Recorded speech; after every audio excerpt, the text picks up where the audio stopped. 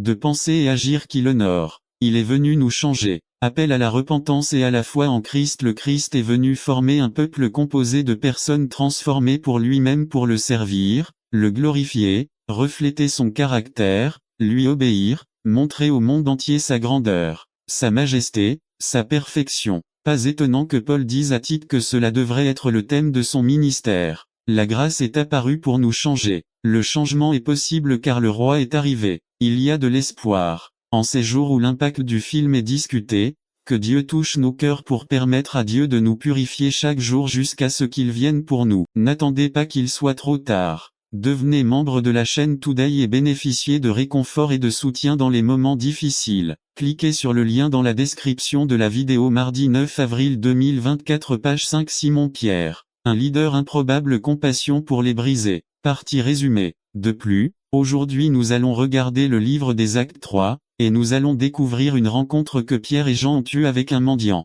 Et aujourd'hui, je veux que nous tirions 4 leçons de cette rencontre. Par Joshua Pinto. Simon Pedro. Un leader improbable, compassion pour les brisés. Partie 3. Leadership et compassion ne sont généralement pas mentionnés dans la même phrase. Les dirigeants sont connus pour être durs, ils se tiennent au-dessus de tous ceux qui se tiennent devant eux afin d'atteindre leur objectif. Les dirigeants font le travail indépendamment de ce qu'ils ont à faire ou de qui se trouve devant eux. Ils licencient les incompétents et font travailler les forts. La plupart du temps, les dirigeants réussissent pour eux-mêmes, pour leur ego, pour leur promotion et pour leur bonus. Et pour cette raison, il est peu probable de voir un leader qui fasse preuve de compassion envers ceux qui sont brisés. Pourtant Simon Pierre a fait exactement cela, il avait de la compassion. De plus, aujourd'hui nous allons regarder le livre des Actes 3 et nous allons découvrir une rencontre que Pierre et Jean ont eue avec un mendiant. Et aujourd'hui, je veux que nous tirions 4 leçons de cette rencontre. Y soyez sensibles aux besoins qui vous entourent.